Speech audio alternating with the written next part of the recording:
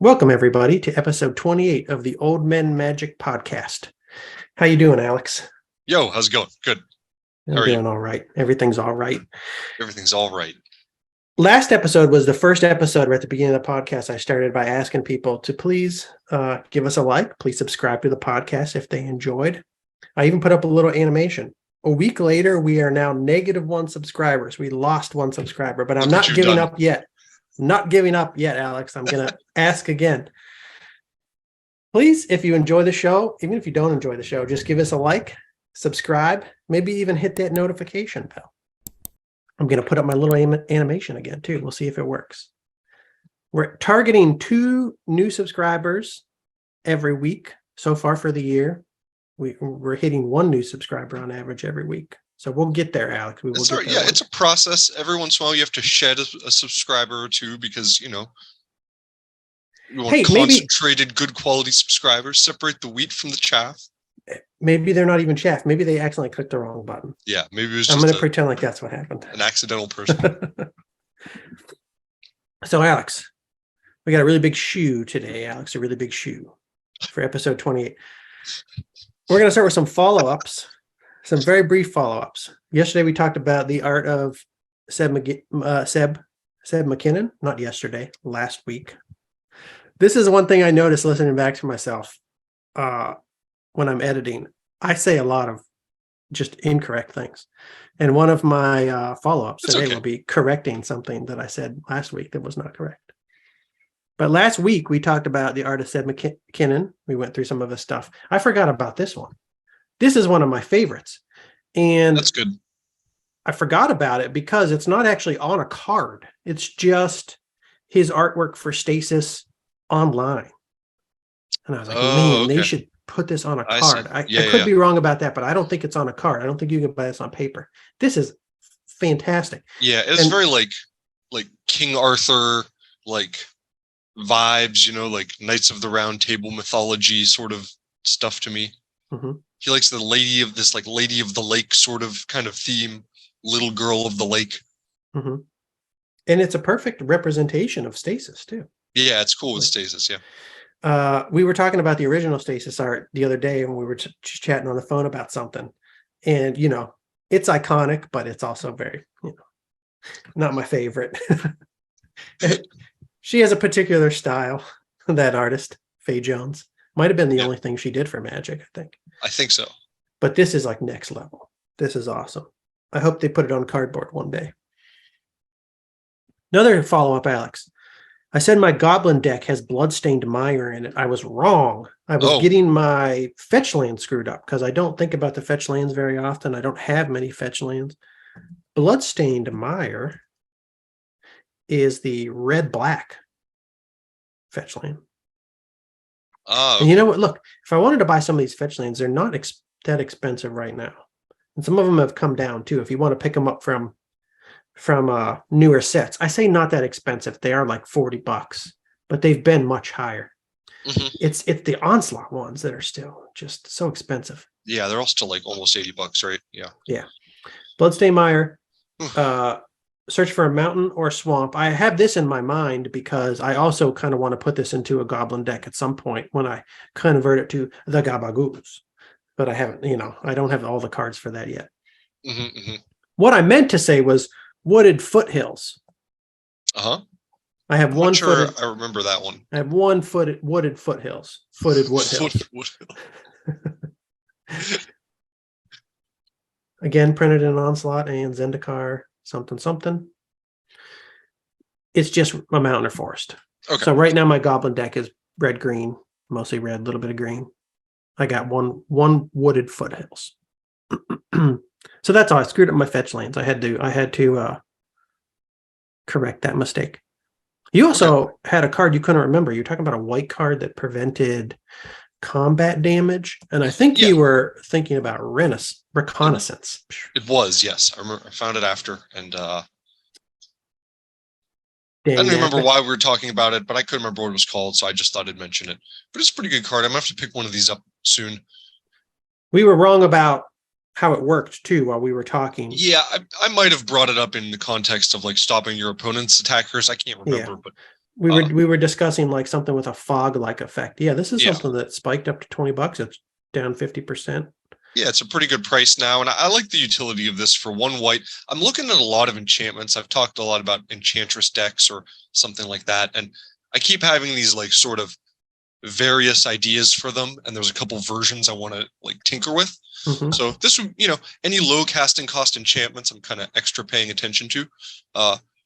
But this is good. Just, I pull my guys back if I don't like what's happening in the combat. I use them to psych out my people, pull them back. Costs nothing to do. If you become an expert in combat and combat damage and combat rules, you can really confuse a lot of people with this card, I think. Anyway, that makes sense, yeah. Back down to 2019 prices. I like to see that because there's a lot of stuff that's still well above that. Yeah. Those are all of our follow-ups to last episode. Market news, Alex, market discussions. Just one thing to talk about today, and it's about some big news in the highest of the high ends of the MTG market. This was just something. It was just something neat that I saw. I was like, "Whoa!" This note, yeah, I didn't see anything about it, but it was a article.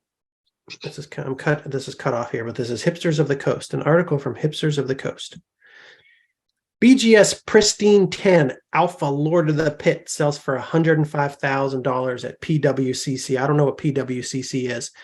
Some auction house, online auction house. I see this stuff. This is just the kind of stuff that blows my mind. Like opening up packs back in the day, 93, 94.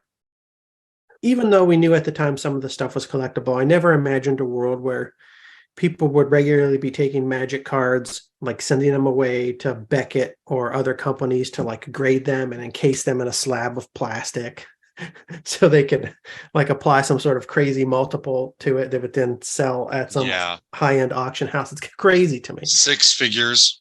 Lord of the Pit, $105,000 at PWCC. It's the highest price realized for a non-Black Lotus graded Magic the Gathering card sold at public auction. The record for any MTG card still held by the PSA 10 Black Lotus signed by Christopher Rush.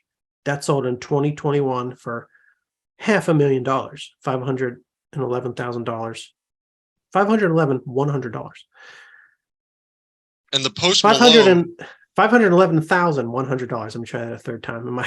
Right. I'm saying that correct. And the Post Malone, I believe, $800,000 was for a Christopher Rush signed artist proof of the Black Lotus. It's not even technically a card, I don't think, but it's like it looks like a card. I was going to ask you if this is the one that Post Malone bought, but no, you said he bought an artist proof. Yeah. That's what I think. I looked it up yesterday because I was showing Mr. Havisham card prices. He was asking me questions. But that's what the thing I had read said. That's like the newer, at least, part of the high-end market. I'm starting to see some of the YouTube channels that used to post their fancy collections talking about artist proofs more frequently in recent times. Also, that Ristic Studies guy who made that Seb McKinnon video that I showed the other day, one of his newest videos was on collecting artist proofs, and he talked to people who had some big artist proof collections. So that's the new thing. Oh, it makes sense. What I don't understand is how they get like out into the public. Like they come from the artists. Yeah. Huh? They come from the artists. The artists. Do you think the artists were all given these proofs? Like I think that's how it worked. Yeah. I don't know if they're given all the artist proofs, but that's what happens when you illustrate a card for Magic the Gathering. I believe. I just read about this very briefly once, so I could be wrong, but I believe everybody who makes a Magic the Gathering card is given some number of proofs of the card for them to do with whatever they please. And I guess some of the older artists, kept some of them, gave some of them away. Over the years, collectors have picked them up and like brought them to the artists and asked them to like draw new illustrations on the back ends. So you see that a lot on some of the fancier ones. They'll have like the art on the front, but then also unique illustration by the author on the back. That makes them even more, not the author, the illustrator, the artist on the back. Makes them even more expensive. But this one is not an artist proof. It's just standard alpha out of the pack. Pristine 10. Pristine 10. 10 centering, 10 corners, 10 surface, 9.5 edges. It says it makes it a 1 of 1. So it's the only pristine 10 alpha Lord of the Pit in existence, except for maybe some who just haven't been graded yet, maybe some that are still hiding away in some of the very few alpha packs that might not be opened. I don't even know. Be like, what are the odds if you buy an alpha 10 that's like 1 of 1? What are the odds that at any point ever in the future, like a second one appears? It's got to be pretty low. Low, yeah. That's all I'll say about that. Low. I don't know. I don't like the issues whole with grading. Yeah. Same. I don't like it. It makes an already expensive hobby even more expensive. And it's just. Plus, I've just seen inconsistent results over the years. I've seen cards like from, the two major companies that like they're rated 9 or something or 9+, and they have like visible like chipping and wear and shit. They're like just like not clean cards. Like, and so I don't know. I know maybe they have issues at some point, and sometimes you get people that have like maybe tampered with them, or like, there's a fraudulent one or something. I don't know, but it just seems like to some extent it's arbitrary, the grading. It's definitely not a science. Yeah. Yeah. Peter. Even that card, you talk about like centering, it says it has a 10 centering. And when I look at the front, Alex, I mean, it looks calipers great. Out? No, I'm sure they had their great. calipers There's nothing wrong with, I'm not complaining at all, but to the naked eye, I sort of feel like the top border is a little bit thinner than the bottom border. I don't know. Viewers, get your rulers. Get your rulers out. Zoom out. The top and the bottom. I'm looking at the sides. Oh. That looks pretty chunky on the bottom. I'm doing something here with my fingers. The viewers can't see, but I'm doing a finger test. A finger test. Okay. Oh my God. The bottom is not, it's much, it's wider than the top. Is it? I think so. I think it looks wider. Obviously. Taller. It seems obviously thicker, bigger. It seems obviously thicker, according to my finger test that I'm doing. When I look down there, it looks kind of chunky, and I look up there, it looks normal sized. Yeah. So, not perfect. So I don't know. Maybe Beckett is screwing somebody. And then, I don't know, to dig deeper into the whole like grading thing, if you look at that, like you have the average of the 4 scores. Well, I mean, the one that got the worst score on here is edges. One of the most important. To me, I know. Edges and corners are more important than surface to me generally. Like if a card has, that might not be the same for everyone, but if a card has like tiny scratches that you can't see unless you tilt it into certain light or something. That's how I feel too. If it has to be tilted to see it, it's not as big of a deal as something that you can see when the card is linked. Yeah. So, I mean, all that to say, like, preference. I would rather have 10 edges and 9.5 surface if it were me, if I had to choose between the two.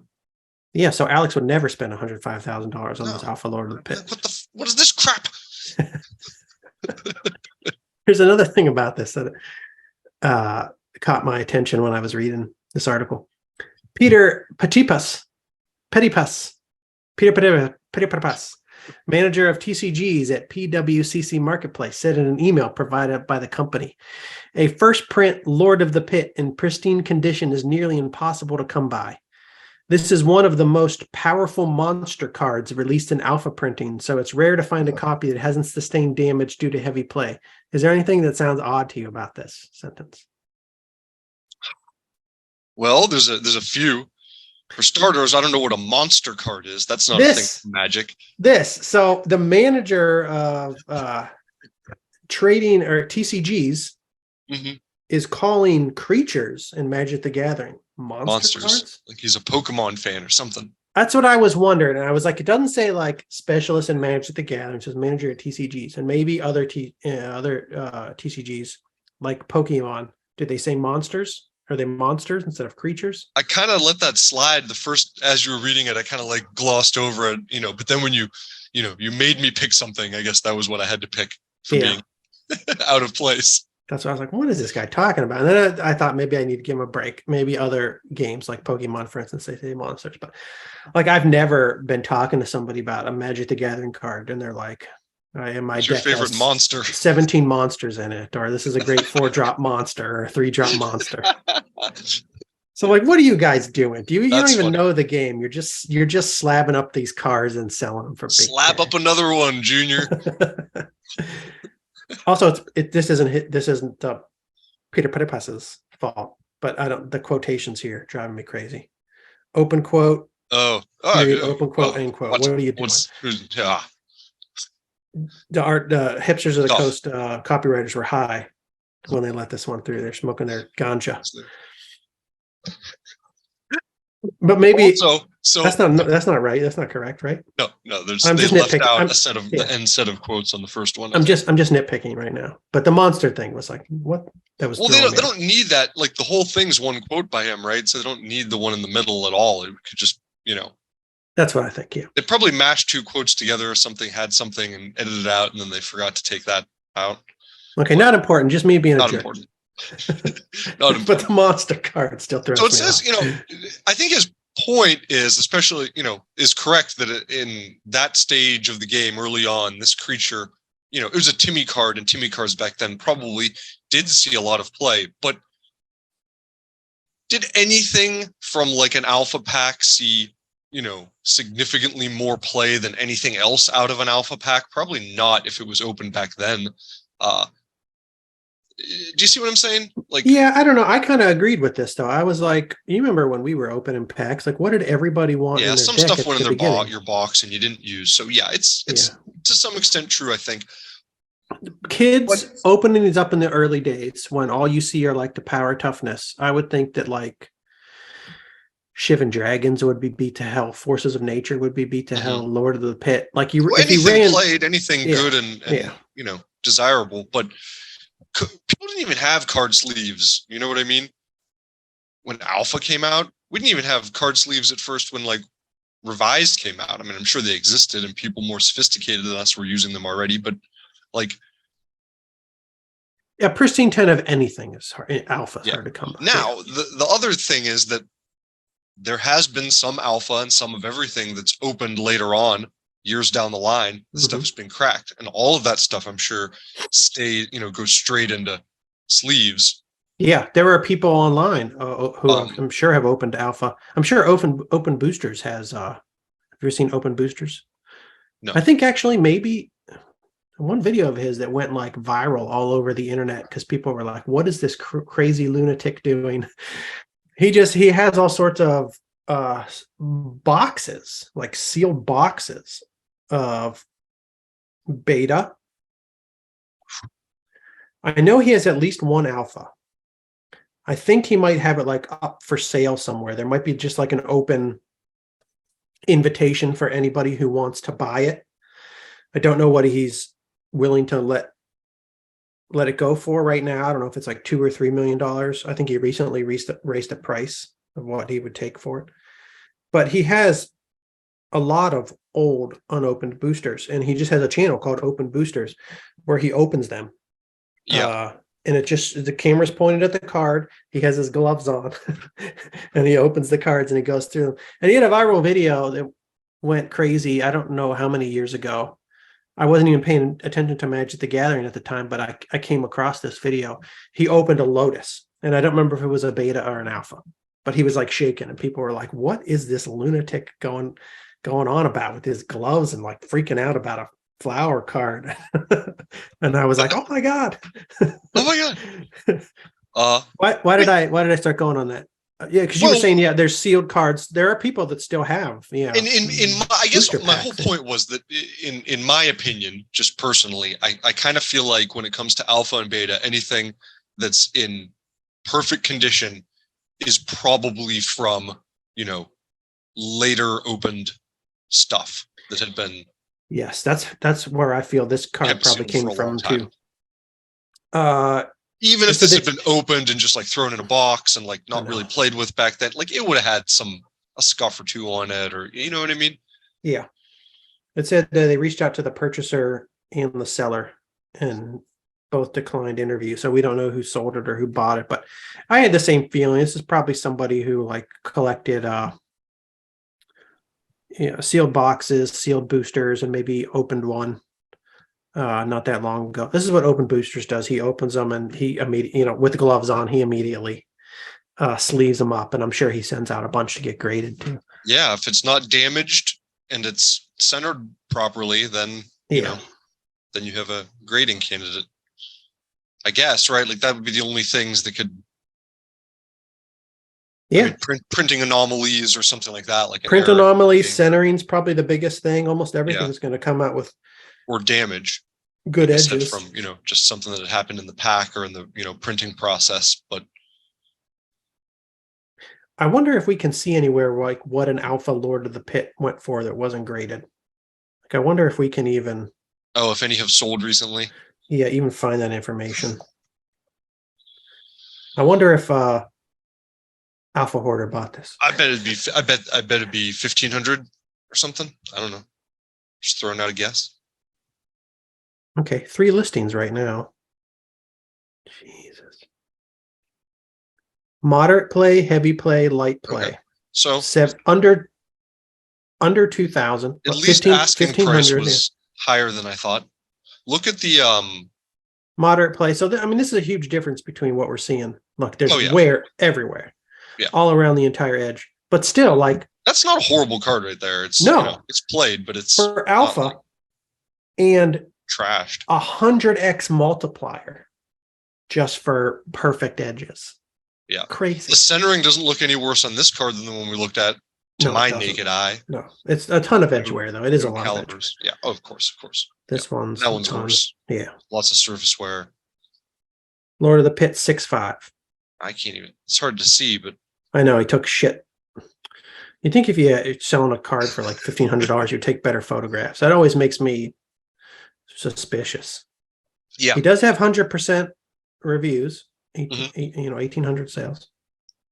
Why is it 6.5? I can't read it. Is what's bad about it? Surface and corners. Centering is 9. Surface is 6.5. Corners are 6.5. Edges are 7. Like I don't even see edge wear here. So hard. It's so hard. A little on the lower left by the L of Lord of Pit. There's a chip on the edge. But if I was maybe it's on the back. If I was a card collecting psycho and I just had like unlimited funds, I'd be totally happy with this 6.5 Alpha for less than 2,000, as opposed to the $100,000 Beckett so 10. Yeah, it's crazy. It's the multiplier blows my mind. That's all. I also don't know how much difference there is between like the grading criteria when it comes to Beckett and I've heard people argue about it, and it's also tricky because it seems like they've had, like I said, like changed a little over time. CGC universal grade. I don't even know what that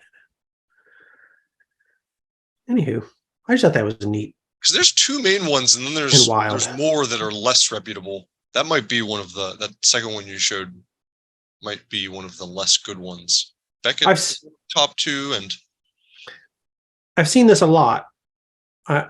This what do I want to call it? This header, the CGC universal grade, that piece of paper. I've seen that exact like format. I don't know what company that is. Yeah. Is it CGC? That's pretty common. Is it like CGC the company who does this? I guess. I think so. That's what I thought. Okay. Yeah. So I see them a lot, and I see Beckett. I don't know the others really.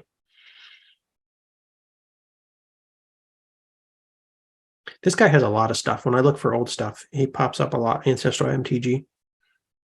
Yeah, I see their listings a lot. Yeah. Okie dokie. Looking Anything at else? Cards now to see what brands I can see. I think you're right. I think that's the other. Those are the 2 big brands, Beckett and CGC. I think.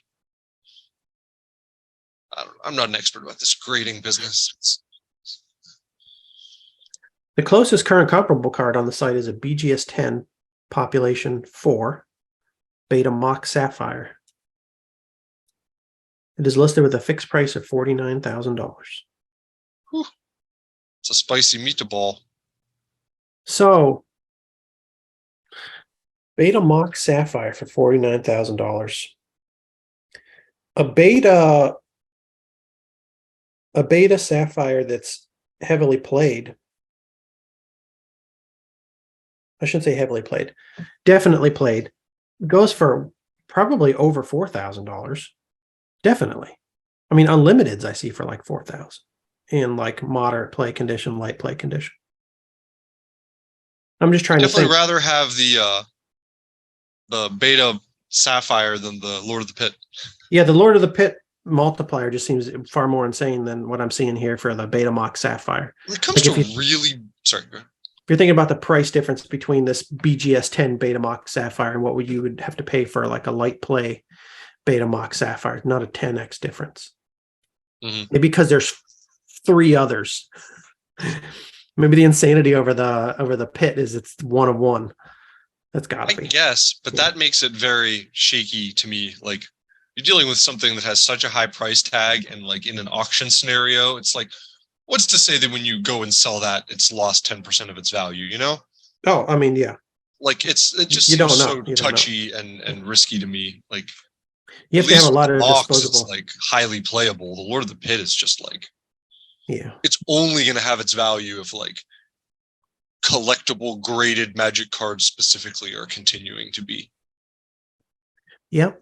Well, a lot of people think that that's never going away. There's a lot of Maybe not, but there's YouTube channels devoted just to that. Graded MTG. Yeah. Mint MTG. Gem Mint MTG. I'll still take the sapphire. Yeah, same. The only reason I'd ever buy personally, the only reason I'd ever buy a graded card is because I would at least be more sure that it's authentic. And then once it arrived, I would just crack it open. I don't want it in a big plastic case. I agree. It's the same with me. I don't know. It doesn't seem like it's a Magic card anymore. Then to me, it seems like it's now like some kind of print or artist proof thing that I'd put on a wall or yeah. You know. Some people do that. They do that. That's what they want it for. Oh yeah, I mean that's cool. But that's the end of my MTG market discussion for the day. Let's talk about some playable cards now, Alex. Not necessarily cards for collecting, but cards for playing. I wanted to talk about Visions. We're going to go back in time to 1997 when Visions was first released. It's the first expansion set in the Mirage block. I don't know what you think about when you think about Visions. I think about solid, cheap creatures. And today I want to talk about Visions creatures with Enter the Battlefield effects.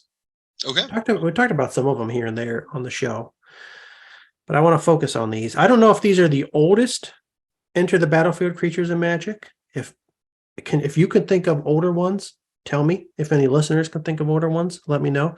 But they're the first ones that I really remember playing with. Some of these I played a lot back in the day. Some of these I never did, but kind of want to play with now. Others I didn't remember at all. But I'm going to start with one that we've talked about many times in different contexts on the show. There's not a whole lot to say about it. It's just a damn good card, in my opinion. It's the Uktabi Orangutan. First printed in Visions. 2 colorless, 1 green, summon ape, 2/2. Comes into play, destroys target artifact. I want to put them in decks right now for Dreadnoughts. I want to put them in decks for other things. Seems like it's great in Commander. You can always bust something with it. And I'm liking these even more now that I see like a recurring nightmare. Or like back in the day, if I wanted to bounce these things back and forth, I would have to use a boomerang or like pair it in a deck with Man of War. But now you have recurring nightmare. You have that other cheap enchantment that has a similar effect as recurring nightmare that we talked about in Urza's Saga. We mentioned it last week. I forgot what it was called already, but we'll talk about in future episodes when we're discussing the Rock. We have upcoming episodes on the evolution of the Rock deck. This enchantment was in the first version of the Rock, but really it just allows you to bring creatures back to your hand, replay them. Not much to say about the orangutan other than it's just a damn good card. And just the other day, Alex spotted those monkeys, and he's like, "Hey, are those monkeys having sex? Does anybody ever talk about that?" Well, yes, they do. Yes, they do, Alex. Yeah, I'm not sure. Back then, I think it's a common, right? Uktabi, I feel like I pulled plenty of these. I think it is a common. Yeah. So I probably have a stack of them. I don't think did any of us ever use this? Do we think it was good at all? I don't think know so. if I ever used it, but I didn't play that much green back in the day. So I always just had my disenchants, and they did the work that I wanted. They did my artifact removal work for me. I think it was under the radar to me. We weren't playing against Moxes a lot, obviously, and I think there were just fewer, That's the other thing. There was like Gorilla Shaman and Alliances. Like people loved that when it came out. They called it the Mox Monkey. But yeah, You're right. You and I were never playing against people who had like Moxes or a ton of other artifacts that we needed to get rid of all the time. We didn't play anyone with like a Dreadnought deck. No. So those were not operational back in the day. Right. So yeah, I think a little more under the radar back then, but now I think, there's plenty of good artifact targets for it. Now I'm building a bunch of green decks, and I feel like I want to put this in every green deck that I put together. I wonder what else there has been, if there's been something similar to this creature, like in effect later on. Well, there was the Scavenger Folk. No, sorry, it's not. Sorry, it's not. That's not an enter the battlefield effect. Oh, okay, yeah. So yeah, I don't know. I don't know if anything has been printed since then that has a similar. That's why I'm trying to figure out if Enter the Battlefield effects started with Visions. I can't remember older creatures that had Enter the Battlefield effects, but Visions was packed with creatures that had Enter the Battlefield effects. There's one called Viridian Shaman, but it's the same exact card as Uktabi Orangutan. So Orangutan. Okay, that's no fun. No fun. So green got one of the best ones, in my opinion, if not the best. Well, it's not the best because we'll talk about some others. Definitely one of the best ones. They also got what, in my opinion, was the worst Enter the Battlefield creature in Visions, which is the Bull Elephant. Sorry, Uktabi Orangutan is an uncommon. You asked earlier if it was a common. Is it? Okay. Yeah. Bull Elephant is a common. Its first and only printing is in Visions. I think they decided never to reprint this because it's just garbage. Nobody's going to ever do anything with it, in my opinion. Maybe I'll find out that I'm wrong. Somebody will tell me something great about Bull Elephant, but Bull Elephant is three colorless. On a use for this. Bull Elephant is 3 colorless, 1 green. You are really? Since I saw it just now. Okay. Okay. It's 4/4. When Bull Elephant comes into play, you return 2 forests you control to owner's hand or bury Bull Elephant. So you have to pay 4 mana for a 4/4 and then return 2 of your forest to your hand. And why does this not have trample? That's a good question to ask about a lot of elephants, Alex, because I feel like there are a bunch of elephants in Magic the Gathering that don't have trample. Should have trample, especially a bull elephant who's angry, smashing all that stuff. I mean, he's literally tearing up the jungle. And yeah, I think you're for that casting cost in green, there's other stuff you can play. It's a terrible card, right? The community agrees with me. Yeah. It has a 1.868 rating on Gatherer. Its current market price is 17 cents. In other words, essentially 0. They have to put some cent up here. Oh, the market price has gone up 1 cent since I wrote these show notes, Alex. It's now 18 cents. So, yeah, I can think of one thing to use it with pretty much, but I still don't know if I would want to. Instant speed, it would be decent if you're playing against somebody who has like Armageddon or something. Yeah, that'd be neat if this, you could pull this out as an instant, and that would make more sense with the destroying the land things. It'd be like, oh, my crazy elephant comes out all of a sudden. No, elephant. And it's like, oh, it messed up my forests. Like, you know. And green white. This is the Geddon combo. Those are the Geddon combo colors. Back in the day, it was Geddon. I think later it was Terrageddon with a creature I can't remember the name of. Terravor, I think maybe. It's Terravor. I don't know. It had power and toughness equal to the number of lands in a graveyard. Terravor Odyssey. Yes. 1 green or 1 colorless, 2 green. Oh boy. Star Trample. Terravor's power and toughness are each equal to the number of land cards in all graveyards. That's not bad. No, it's not. It might be showing up in a deck that I'm trying to build. Write But that down. the bull elephant, so like decent if you can play it as an instant in a deck where you also have Armageddon, so you can bring 2 forests back to your hand. But in these kind of decks where you want to play Armageddon, there's way better things to play other than the bull elephant. And also, like, if you want to play it as an instant, you have to work other things into your deck to allow you to play this as an instant, because you can't just play it as an instant. And then also it's 4 mana. I'm getting upset.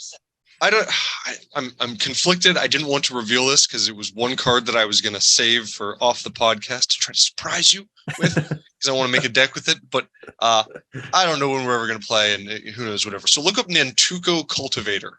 This is a card I picked up 2 of the other day. It's cheap, and I think it might be fun to do something with. Nantuko Cultivator. I'm liking these Nantukos overall. The shade is good. I know the shade. Nantuko Cultivator is 3 colorless, 1 green creature, insect druid, 2/2. When Nantuko Cultivator comes into play, you may discard any number of land cards from your hand. Put that many +1/+1 counters on Nantuko Cultivator and draw that many cards. And it's a rare from Torment. It's 25 cents. Well, it threw me off when it said draw that many cards. I wasn't expecting that. So that's what makes it good, because just the +1/+1 counters. Yeah. You pitch lands. Card drawing green. Yeah. For pitching lands out of your hand. Which you don't always want to do, but hey, let's say you just played a Terravore the turn before. Mm-hmm. Or you just return your hands with your elephant now. Yeah. So you cast the elephant, the lands go into your hand, then you cast the Nantuko Cultivator. You know what I mean? You're using it as like part of your whatever other combos you're using to cycle lands through, like your graveyard and play and hand. Yeah. But see, this is also 4 mana. Just like the the bull elephant, and just better for multiple other reasons. So I'm just saying, like, if I'm going to play this, I'm not sure I even have room for the bull elephant in this deck. Yeah. I might just go another route, to get lands into my hand.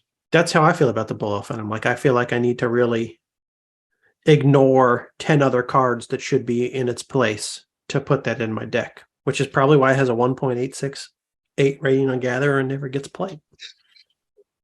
Now, Harvest Worm, I'm going to try to play with this, because when Harvest Worm comes into play, you return land cards from your graveyard to your hand. Yeah. You and I are both obviously screwing around with the same kind of deck style in the background, trying to figure out a way to make it work. I said this to you on the phone the other day. I was like, I want to build a deck. I was like, I keep trying to build decks where, like, I put lands in the graveyard and then, like, bring them back. Oh, you did say, didn't you? You said something about land recursion or something, didn't you, maybe? Yeah. And then every time I start putting these decks together, I'm thinking, why do I want to play a spell, put lands in the graveyard, play a spell, activate an ability, play a spell or activate ability to bring the lands back to my hand, when I can just not do that and then just, like, kill my opponent 50,000 other ways. But it is fun. It's fun to try to make this work somehow. Pitching lands, bringing them back. With this card specifically, it caught my attention because it's card drawing green. Yeah. So it's a fairly unique effect. And green has so much stuff that can, like, tutor for lands or bring extra lands into play. I felt like it might be, fun to mess around with. Alex, you said you were hiding this from me. We had a whole episode about card drawing green a couple episodes ago. Did you know about this? And you did not? I don't think I knew about it then. Okay. I just got this. Okay.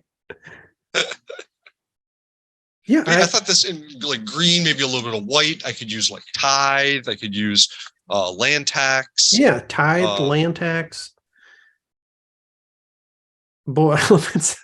Bull elephants, no, probably. But yeah. Number of land cards. There's a card I don't want to talk about. I want to talk about it on a future episode. You might already know about it, though. But there's a card in green that brings lands back to your hand from the graveyard. Harrow? I don't want to talk about it right now. I want to wait for another episode where I was going to talk about more, like, green value creatures. Okay. I'm hoping you don't know about it. I get to spring it on you in the episode. And you can be like, that can go on my Nantuko Cultivator. Oh, okay. Sweet. I probably don't know about it then. We'll see. Bull elephant. Terrible. My least you did there. my least favorite of the Enter the Battlefield creatures and visions. Next, Enter the Battlefield creature and visions. This is a card that I never played, Alex, because I didn't play this type of deck. But it might have been in a deck that you put together back in the day. I don't remember. I don't know if you ever put this guy in. I was also surprised to see when I looked it up again that it's banned all over the place. Like you can't play this card in Legacy. You can't play it in Pre-Modern. It might be banned from other formats too. And I was like, why? And then I read it and reminded myself what it does. And I was like, oh, that seems crazy that they ever would have made this. Mm-hmm. And also, why didn't I play it back in the day? And I think it was just because I never played these decks. Goblin Recruiter. I never played Goblin decks back in the day. I do have Goblin Recruiter in my old Goblin deck. Yeah. I'm not sure how many of them I have. If I have, maybe I have 2 or like total. I don't know.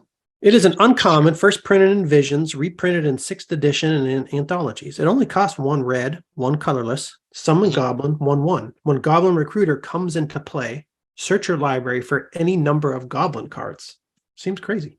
Reveal these cards to all players, shuffle your library, put the cards on top of your library in every order. So you can just get in every order?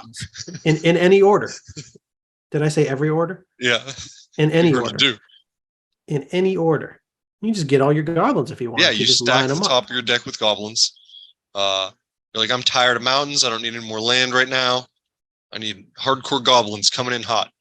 I think, which is what you probably used it for back in the day. Just once you were happy with your land, you're just like, yeah. Okay, What's a tutor? I mean, it's it's a I could, if you want to do it with just like 2 or 3 cards, you can, just to get the goblin you want the most, who's going to be like your big bomb. Mm-hmm. Yeah, so it was like my Goblin Tutor. This was before Goblin Matron came out, and is that the big tutor? That's the one you have in your deck? Yeah, it was before Ringleader, which is the one that lets you Ringleader. over the That's next the one 4 cards. Yeah. But yeah, I think the only reason they had this is so good is because at the time, all the goblins were pretty shitty. So they were like, all they're going to do, you know what I mean? They're like, you're going to stack your deck with the top of your deck with a bunch of meh goblins. They did get a lot better. Yeah.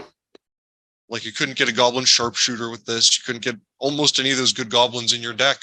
Yeah. So it was banned in Legacy pretty early on. Really? So we're talking about how, maybe it wasn't that good back then, but I think it was banned pretty early on.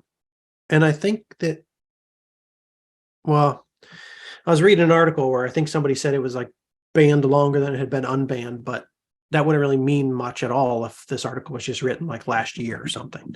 So that statement really depends on when the article was written. But I think they might have banned it when Food Chain came out, which was Mercadian Masks. And I don't know about that.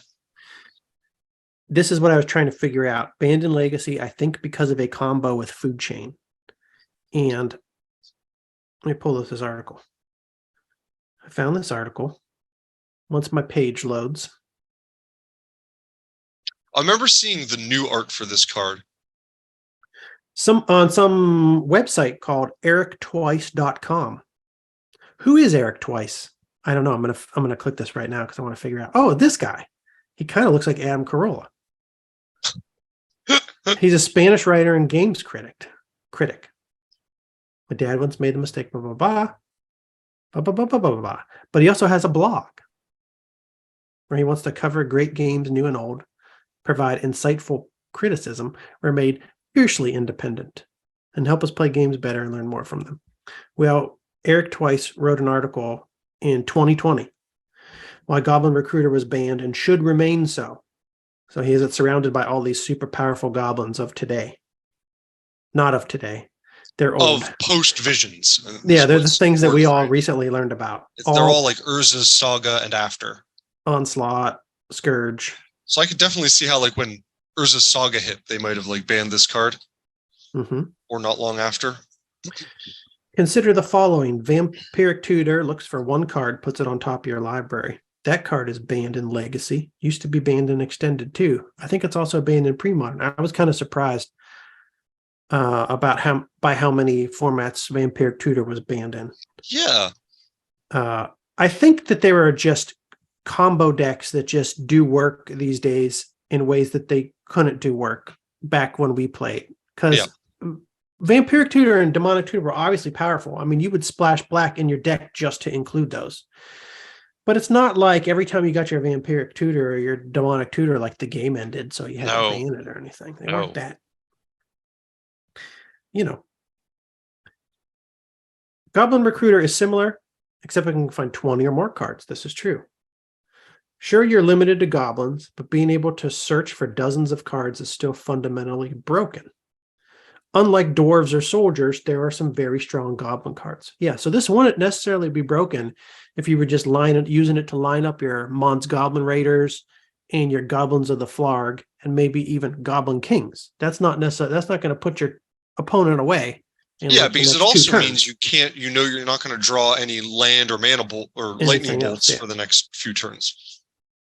But with other cards, I can see how it becomes just like a beast. And Ringleader is huge.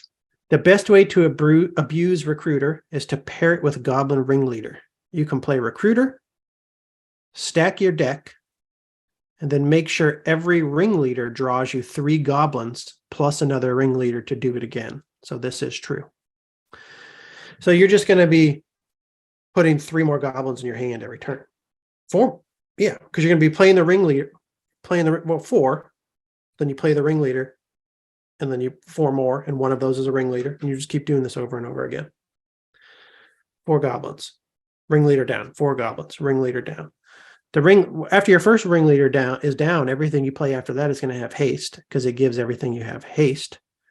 So I think where it gets really problematic is when you pair it with something like Food Chain, because Food Chain allows you to sack goblins for more than they cost. Yeah, which is what I didn't know at first when I first looked at this card. Food Chain should be banned. Even better, thanks to Food Chain, you can create piles that win on the spot. You can play your goblins, drawing cards, then sacrifice them for more mana than they cost.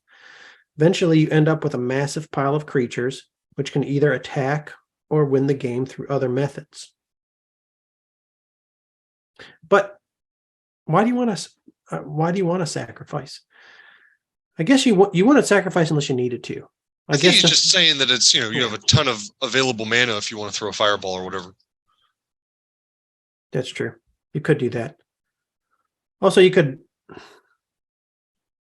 line, I don't know, all the goblins, they're just such low casting costs. I'm trying to think like the way you stacked your goblins, if you'd really even need to sacrifice any of the goblins you played from the previous turn to play the 4 goblins next turn. Whether you even want to do that, if that would actually allow you to even do any more damage than you would if you would just leave your goblins that you played the previous turn in play without sacking them to Food Chain. But yeah, maybe the plan here is to fireball them out or something. But you'd have to have the fireball in your hand before you started this Goblin Recruiter chain. Right. I saw some references online about the Food Chain Goblin Recruiter combo ending games on like turn 2, turn 3. I don't quite understand how that's supposed to happen yet. That can't happen without mana acceleration, right? I mean, Food Chain's 3 to play, Recruiter's 2 to play. Are we talking? Are we talking a world? Talking a world where we drop a Lotus and a couple Moxes and stuff too? It's got to be, right? I don't know.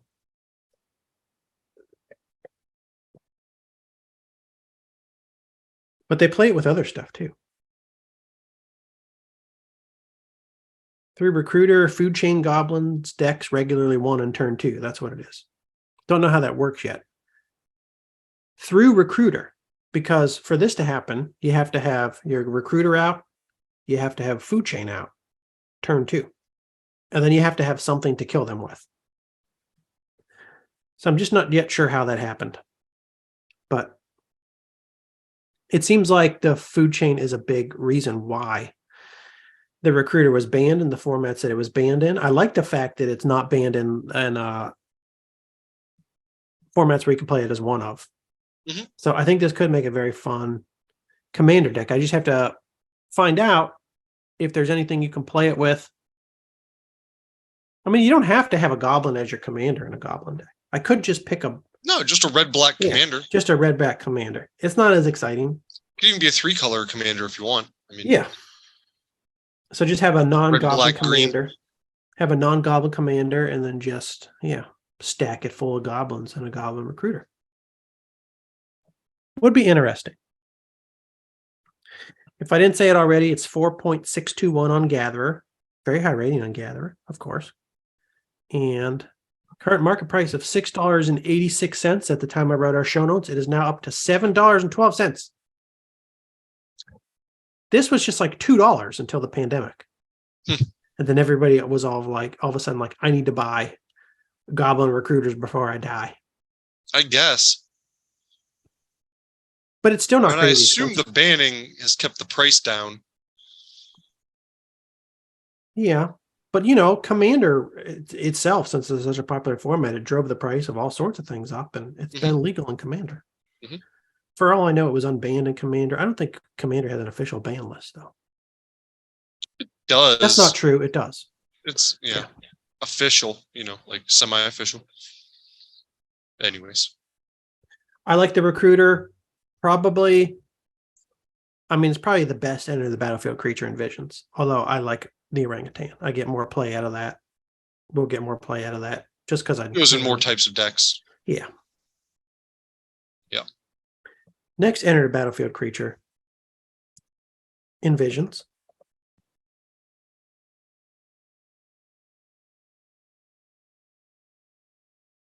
Knights of the Mists, Alex. Knights of the Mists. This is common.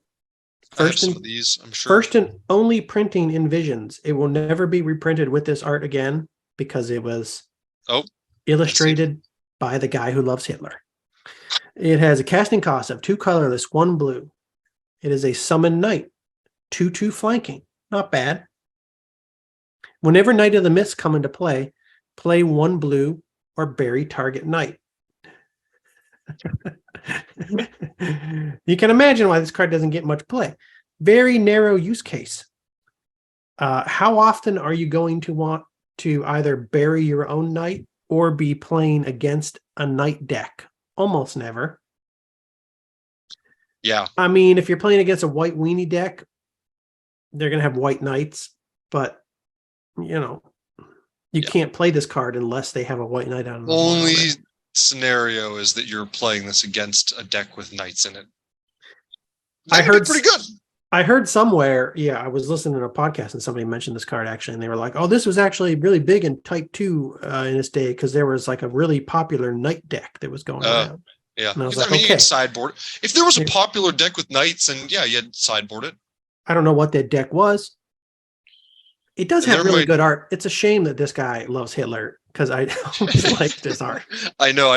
Yeah, it can't be on the cards anymore, and I don't want to support a guy who loves Hitler. Really, no. I'm not a cancel culture. You're like really lunatic, but I'm like if you love Hitler, I'm not that into you. I'm okay with you getting fired. Yeah, whatever. But yeah, I'll tell you what, it's a common, so it's not a big deal. But I was going to say, that they make a big night deck comes out, this will be coming back. Off. This is a moment I really wish that we had a soundboard that I just can't figure out how to set up. I'd be playing the Kanye West clip where he goes, "I love Hitler." Right? From one of his recent episodes. Yes. One of his recent psychotic episodes. Anyways. It has a 3.482 on Gather. That's actually higher than I thought it would be. Current market price of 10 cents at the time I wrote this article. Man, all the prices are spiking, Alex. It's now up to 12 cents. Those are all of the enter the battlefield creatures from Visions that I'm going to talk about this week. I'm sure there are some, but I wonder if there are any commanders that are knights, Like there's popular gotta be commander some. who's a knight. Yeah. Then you just have to put this as your one of, and you have to include this as one of your 100 cards in your deck. Yeah. You just get to bury it once. You can't play it any other time. When Knights of the Mist comes into play, pay blue or bury target knight. I forgot to mention that important part. Let me revisit this. Which part? You can pay an extra blue, and then you don't have to bury a knight. Okay, that's fine. But then it's a 4/4. Th- It's a then 4 casting cost 2/2 flanker. So it's not great. But so the things I said about having to hold it in your hand is not true. You can play it out, but you're going to get a 2/2 flanker for 4. Mhm. Better things to do with your mana. All right. The segment on the Enter the Battlefield Creatures of Visions, Alex, will be continued next week. Oh, There's more to come. There's a bunch of them in Visions. To end the episode today, I want to move on to our final segment. Do you know what our final segment is, Alex? the Old Men Magic Commander's Corner. Correct. The Old Men Magic Commander Corner. Oh, You can change it to Commander's Corner, but no, that makes sense. This is the part of the show where Alex and I add another card or 2 or 3 or maybe even 4, who knows, to the commander decks we are building. These are our first commander decks. We have not built a commander deck yet. They're old frame only, because that's most of the cards we have now, almost all of the cards we have now. And they are terrible. They're bad. Mine is purposely bad. Sure, Alex, that's your excuse. Well, it is, because it's bad on purpose. Since it's a group hug deck, it's going to be. My commander is Jacques the Vert, Jacques Levert. 1 colorless, 1 red, 1 green, 1 white. Alex, I learned just the other day that I am building a Naya deck. That is a Naya deck. Yeah, I saw that they have names like that for all the colors. I don't know where these names come from, but I have I'm trying to learn them. All the combos. I hear the kids these days like just saying words all the time that I don't understand. Whereas I would just say, I have a red blue deck. They're saying like, is it? I think I'd be like, yes, it's red blue. Yeah, yes, it is. Is it? And then we have a yes, it is. Who's on first thing going? Is it? Naya is one of the shards of Alara. And I think there are 3 color combos. And I think the middle color is the primary color. So I'm actually building a Naya deck. Red, green, white, and green is most definitely my primary color here. What did I do? So Jacques Levert, I got my manimals. I have different things to pump my green creatures, like Keza, all green creatures you control get +1/+1. I got the Stampede Driver, where I can discard things from my hand to give +1/+1 and trample. I got my Wily Wolf to trample, not to trample, to give +1/+1. I got my Elvish Herder to give trampling. And then I got my Scavenger Folk to eliminate some pesky artifacts. A few enchantments that if you're playing red, green, white, I figured you just should have in your deck. Mirari's Wake gives +1/+1. Fires can give +2/+2 if I sack it. Aura Shards turns everything that I play into an Uktabi. I got my Wheel of Fortune. Because why not? Because why not? I still have it from back in the day when I pulled it out of a revised pack. I don't think I'd be paying $300 to buy a Wheel of Fortune today if I wanted one. But since I have it, I'm playing it. No auto include for a multiplayer game, you know? Yeah. Also, definitely in a deck where I feel like I'm going to be emptying my hand pretty quick, and this is meant to be a deck where I'm going to be emptying my hand pretty quick. I got my Pendelhaven, Alex. Pendle. Always wanted one of these back in the day. Didn't have one, bought one, I don't know, like 6 months ago from Legends. Love it. Maybe the best legendary land. Maybe Caracas, but you can't play it in Commander. Yeah. Tap to add green to your mana pool. Also, target 1/1 creature gains +1/+2 until end of turn. I will have lots of 1/1s, although I guess I won't, because I have Jacques Levert out. I have Keza out. But if those go away, I can use my Pendelhaven to pump. What am I adding today, Alex? I'm adding a fatty.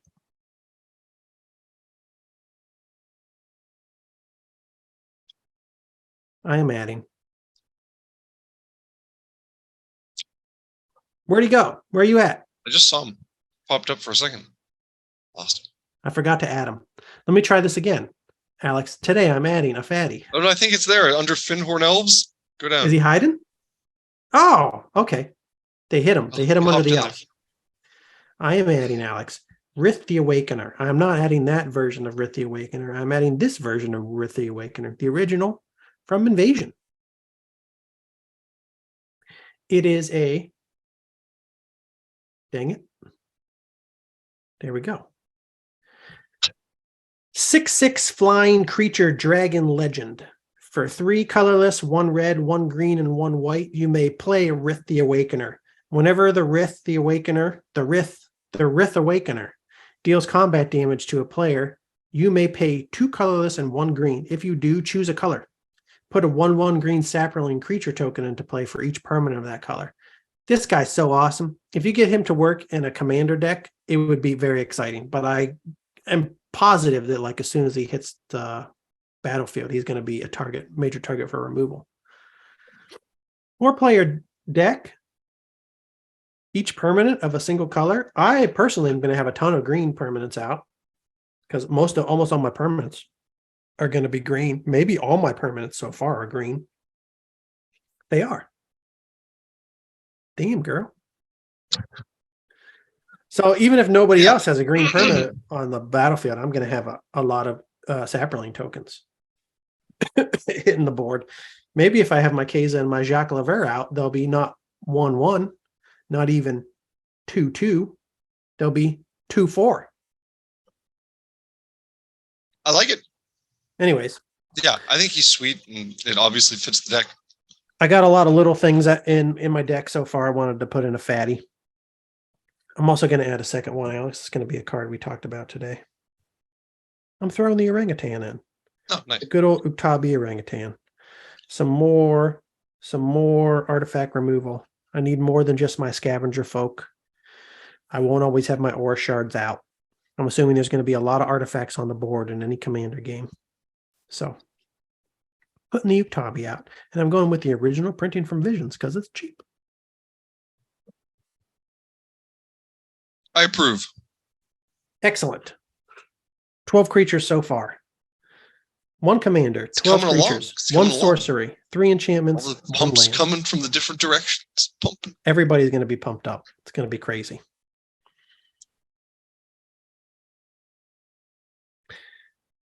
On to Alex's commander deck. My group hug commander deck. It is a 5-color deck. My goal is to fly under the radar, help opponents at first, manage the board state until I have powered up and become ready to kill people. You sneaky son of a bitch. Like to keep 4 players in the game as long as possible, keep everyone fighting against each other, lots of chaos. Call it the mule. Sit there. Like Did you ever read the Foundation series? Huh? Did you ever read the Foundation series? The Mule? I read, The Mule from the Foundation series. I think that's what it was. It's been a very long time since I read the Foundation series. series. Like the first book of that, I think. I think that was like the powerful character. I think he was the mule. He pretended to be like very weak and he was unassuming, but he was. This is your usual suspects deck. Yeah. Anyways. No usual suspect spoilers. Kevin Spacey deck. Call it the Spacey. Okay, continue. I'm done. Continue. Okay. I'm not sure what I want to add at this point. I have a few candidates. I like them all. I think I want to add Forgotten Ancient. I don't know what it is. This is a green creature who gets bigger with counters. Oh, I've when seen my opponents this guy. play spells. Mm-hmm. You might have showed him to me. Yeah, I found him not too long ago. I just have 1. From Scourge. Scourge. Let's go over here to the Ancient. He's an elemental. Looks kind of like the Stranger Things guy. 03. Whenever a player plays a spell, you may put a +1/+1 counter on Forgotten Agent. At the beginning of your upkeep, you may move any number of +1/+1 counters from Forgotten Agent onto other creatures. Yeah, this is awesome for a commander game. Yeah, like not only will he get lots of counters, this is kind of the theory when I was looking at like things like Sentinel Druid a while ago, but this guy's like better. He's just awesome. Should I put him in my deck too? I think I might. Maybe. I mean, he would be good in your deck. Um, And then, so in addition to growing really big, he could be like, a win condition for me or just like, a big beater that I can use. I can also donate those counters to my opponents early on. So they won't want to kill him maybe because I'm giving away the counters. But then when they stop paying attention, maybe I let a counter to build up. It's getting a little bigger, ready to do some work. You're a snake in the grass, Alex. Yeah. Forgotten Ancient in the Grass. I like this card. This is not expensive also, right? It's pretty cheap. I'm guessing. No, I think it's $1. Yeah. I feel like this is just fun to play in Commander.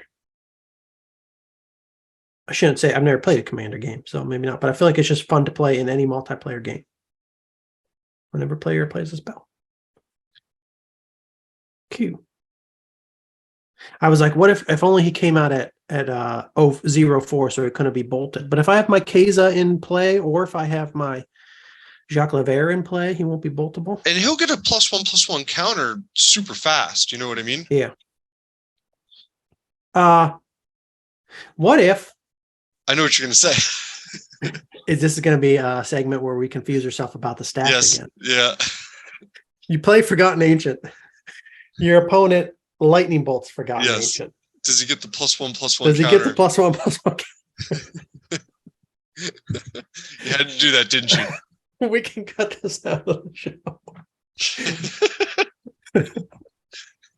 Do we know the answer? I'm so stupid. Okay.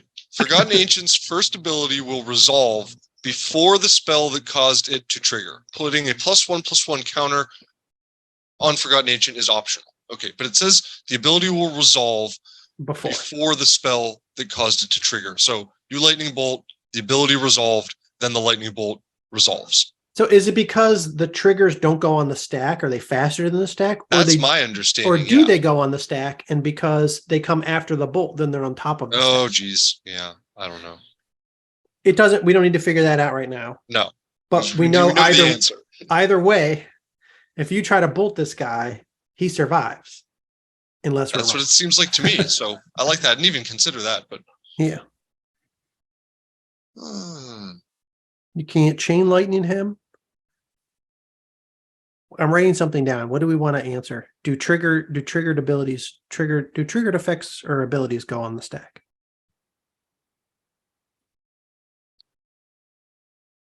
We should know that in general. I like this guy, Alex. Yeah, I think he's cool. Did you talk about him on the show before? Or did you? I think I did. I think I mentioned him when I found him, maybe too, like in a purchases or something like that. So I have a few of the things. I have a couple cards that are like I kind of want to talk about, but I'm not sure if I want to put them in yet. But we don't have to do that today. I don't need to put them in. We can just look it up. You added something to your deck. We can now start a new segment where we go. Alex tries to figure out whether he wants to add something to his commander deck next week. Segment 4.